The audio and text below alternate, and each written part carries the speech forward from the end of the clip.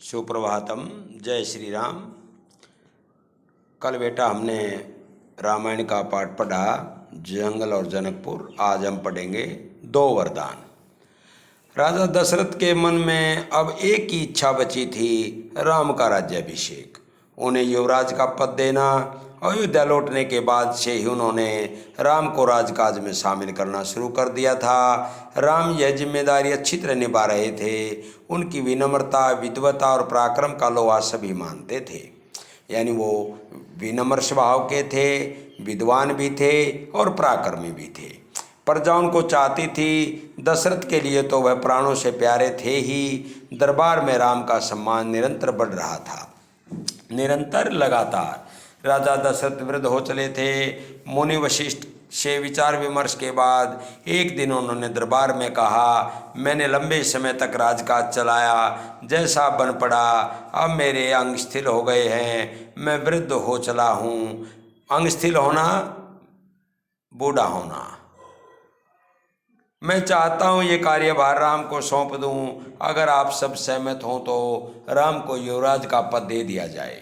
अगर आपकी राय इससे भिन्न है तो मैं उस पर विचार करने को तैयार हूँ। सभा ने तुमुल ध्वनि से राजा दशरथ के प्रस्ताव का स्वागत किया। तुमुल ध्वनि, एक आवाज से राम की जय जयकार होने लगी। दशरथ थोड़ी देर तक सुनते रहे। संतोष के साथ उन्होंने कहा, शुभ काम में देरी नहीं होनी चाहिए। मेरी इच्छा है राम का राज्याभिषेक कल सुबह कर दिया जाए। यह समाचार पलक झपकते पूरे नगर में फैल गया। हर जगह बस यही चर्चा थी। राज्याभिषेक की तैयारियां शुरू हो गई।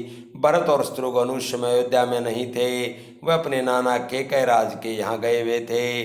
भरत जब भी अयोध्या लौटने की बात करते, नाना उन्हें रोक लेते।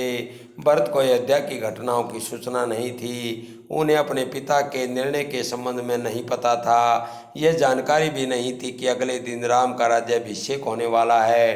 केकय से एक दिन में भरत और शत्रुघ्न का आना संभव नहीं था। राजा दशरथ ने इस संबंध में राम से चर्चा की। कहा कि भरत यहाँ नहीं है, पर मैं चाहता हूँ राज्याभिषेक का कार्यक्रम न रोका जाए। उन्होंने राम से कहा, जनता ने तुम्हें अपना राजा चुना है, तुम राजधर्म का पालन करना। कुल की मर्यादा की रक्षा अब तुम्हारे हाथ में है। राज्याभिषेक की तैयारियां रानी केकई की दासी ने भी देखी। मंथरा ने शुरू में उसे इस चहल पहल का कारण समझ में नहीं आया। उसने इसे कोई अन्य अनुष्ठान समझा। इतनी रौनक, कैसी सजावट, ऐसा कुछ उसने अन्य अनुष्ठानों में नहीं देखा था। उसे चंबा हुआ, हैरान हुई। फिर उसने रानी कौशल्या की दासी से पूछा। उसे तब पता चला कि कल राम का राज्याभिषेक होने वाला है। यह उत्सव उसी के लिए है। मंथरा जल भुन गई। राम का राज्याभिषेक उसे षड्यंत्र लगा, केकई के विरुद्ध। वह केकई की दासी थी। बचपन से केकई का हित उसके लिए सर्वोपरि था। मंथरा उसे अपना हित मानती थी। वह केकई की मुँह लगी थी। रानी केकई भी उसे बहुत मानती थी। क्रोध से आग बबूला। मंथरा निवास की ओर भागी। सीधे केकई के कक्ष में वह हाँफ रही थी। क्रोध से चेहरा लाल था। भागने के कारण सांस उखड़ रही थी। उसने रानी केकई को सोते हुए देखा। यानी ये सब कारण राम के राज्याभिषेक का टालने का, इसका एक सबसे बड़ा कारण था मंथरा। किसी तरह स्वयं को संभालते हुए मंथरा ने कहा, अरे मेरी मूर्ख रानी, उठ, तेरे ऊपर भयानक विपदा आने वाली है। यह समय सोने का नहीं है, होश में आओ। विपत्ति का पहाड़ टूटे से पहले जाग जाओ। रानी केकई नींद से चौंक कर उठी। उन्हें मंथरा की बात समझ में नहीं आई। बात क्या है, तुम इतनी घबराई क्यों हो? सब कुशल तो है? उन्होंने पूछा। कैसा कुशल, कैसा मंगल? सब मंगल होने वाला है।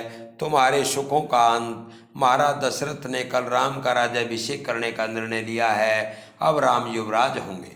यह तो बहुत शुभ समाचार है। केकई ने प्रसन्नता से अपने गले का हार उतार कर मंथरा को दे दिया। मैं बहुत प्रसन्न हूँ। राम युवराज पद के लिए हर तरह से योग्य हैं। रानी, तुम्हारी बुद्धि फिर गई, मति मारी गई। सवाल राम की योग्यता का नहीं, राजा दशरथ के षड्यंत्र का है, तुम्हारे अधिकार छीनने का है। मंथरा ने हार दूर फेंकते हुए कहा, यह षड्यंत्र नहीं तो और क्या। कल सुबह राज्याभिषेक है, भरत को जानबूझकर ननिहाल भेज दिया, समारोह के लिए बुलाया तक नहीं। कैकेयी का स्वर उग्र हो गया। उन्होंने मंत्रा को डांटते हुए कहा, राम के प्रति मेरा अगाध स्नेह है, वह मुझे माँ के समान मानते हैं। तुझे इसमें षड्यंत्र दिखाई देता है, इसमें षड्यंत्र नहीं है। राम के बाद भरत ही राजा बनेंगे। राज सर्वदा देश पुत्र को ही मिलता है। मंथरा पर इस फटकार का कोई प्रभाव नहीं हुआ। उसके लिए यह दशरथ का षड्यंत्र था। वह रानी कैकेयी के पलंग पर बैठ गई, उनके बहुत निकट। कैकेयी के चेहरे की ओर देखते हुए उसने कहा, तुम बहुत भोली हो, नादान हो, तुम्हें आसन संकट नहीं दिखता। आसन संकट, नजदीक आता हुआ दुख। दुख की जगह प्रसन्नता होती है। इस बुद्धि पर किसी को भी तरस आएगा। समझो रानी, राम राजा बने तो तुम कौशल्या की दासी बन जाओगी, भरत राम के दास हो जाएंगे, वह राजा नहीं बनेंगे। राम के बाद अगला राजा राम का पुत्र होगा। अनर्थ को अर्थ समझने की मूर्खता मत करो। रानी को राज मिला तो राम को राज मिला तो वे भरत को देश निकाला दे देंगे, वे भरत को दंड देंगे। इस तिरस्कार से भरत की रक्षा करो। रानी को ऐसा उपाय करो कि राजगद्दी भरत को मिले और राम को जंगल भेज दिया जाए। कैकेयी पर मंत्रा की बातों का असर होने लगा। उनका सिर चकरा गया। वह पलंग से उठी तो पांव सीधे नहीं पड़े, आंखों से आंसू थे, मन भारी हो गया। प्रसन्नता की जगह अव्यक्त क्रोध ने ले ली। मंत्रा के तर्कों में उन्हें सच्चाई दिखने लगी। तुम ही बताओ मैं क्या करूं। कैकेयी ने आंसू पोंछते हुए मंत्रा से कहा। मंत्रा पलंग से उठी, कैकेयी के पास जाकर खड़ी हो गई। उसने कहा, याद करो रानी, महाराज दशरथ ने तुम्हें 2 वरदान दिए थे।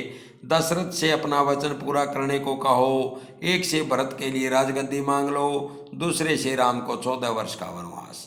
कैकेयी का चेहरा तमतमाया हुआ था। उन्हें मंत्रा की बात ठीक लगी। उनके मन में एक प्रश्न अब भी था, ये बात दशरथ से कैसे कहें। उन्हें रनिवास बुलाएं या प्रतीक्षा करें। मंत्रा ने कैकेयी के मन की बात भांप ली। उसने कहा, तुम मैले कपड़े पहनकर को भवन चली जाओ। महाराज दशरथ आए तो उनकी ओर मत देखें, बात मत करो। तुम उनकी प्रिय रानी हो, तुम्हारा दुख देख नहीं पाएंगे। बस उसी समय तुम्हें पिछली बात याद दिलाना, दोनों वचन मांग लेना।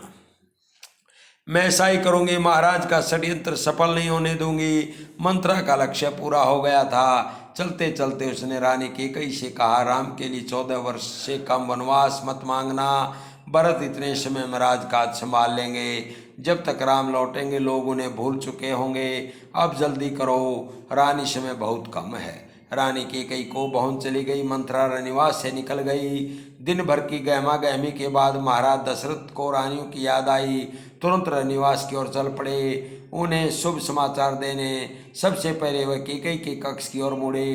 कैकेयी वहाँ नहीं थी। प्रतिहारी से पूछा, पता चला कि वो को भवन में है। दशरथ को चिंता हुई, कैकेयी को भवन में, परंतु क्यों?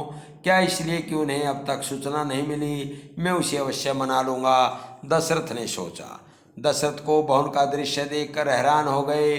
उन्हें कुछ समझ में नहीं आया। कैकेयी जमीन पर लेटी हुई थी, बाल बिखरे हुए, गहने कक्ष में बिखरे हुए, कपड़े मैले। तुम्हें क्या हुआ है? क्या हुआ है तुम्हें? मुझे बताओ। अस्वस्थ हो? राजवैद्य को बुलाऊं? दशरथ ने कई सवाल पूछे, कोई उत्तर नहीं मिला। कैकेयी रोती रही, तुम मेरी सबसे प्रिय रानी हो, मैं तुम्हें प्रसन्न देखना चाहता हूँ। तुम्हारी खुशी के लिए मैं कुछ भी कर सकता हूँ, कुछ भी धरती आसमान एक कर सकता हूँ। दशरथ ने कैकेयी को मनाने का बहुत प्रयास किया, उत्तर उन्हें फिर भी नहीं मिला। दशरथ भी भूमि पर बैठ गए, विनती करते रहे, हाँ मैं बीमार हूँ। कैकेयी ने कहा, मैं अपनी बीमारी के संबंध में आपको बताऊंगी, लेकिन पहले आप एक वचन दें, मैं जो मांगूं उसे पूरा करेंगे। राजा ने तत्काल हमें भर दी। कहा, मैं राम की सौगंध खाकर कहता हूँ तुम्हारी हर इच्छा पूरी करूँगा। महाराज दशरथ ने राम की सौगंध ली तो कैकेयी उठकर बैठ गई। आप मुझे वे दोनों वरदान दीजिए जिसका संकल्प आपने वर्षों पहले रणभूमि में लिया था। महाराज दशरथ ने हमें भरी, कल सुबह राज्याभिषेक भरत का हो, राम का नहीं। कैकेयी ने कहा। दशरथ भौचक रह गए। उस पर वज्रपात सा हुआ। थोड़ा रुक कर कैकेयी बोली, राम को 14 वर्ष का वनवास हो। दशरथ का चेहरा सफेद पड़ गया। अवाक रह गई। अवाक रहना, सुन रह जाना, कोई बात न आना। सिर चकराने लगा। वे मूर्छित होकर गिर पड़े। कुछ देर में राजा को होश आया। कैकेयी की ओर देखा, बड़े कातर भाव से बोले, यह तुम क्या कह रही हो? मुझे विश्वास नहीं होता कि मैंने यह सही सुना है। कैकेयी अड़ी रही। दशरथ कैकेयी की मांग को अस्वीकार करते रहे, अनर्थ बताते रहे। तब कैकेयी ने अंतिम हथियार चलाया।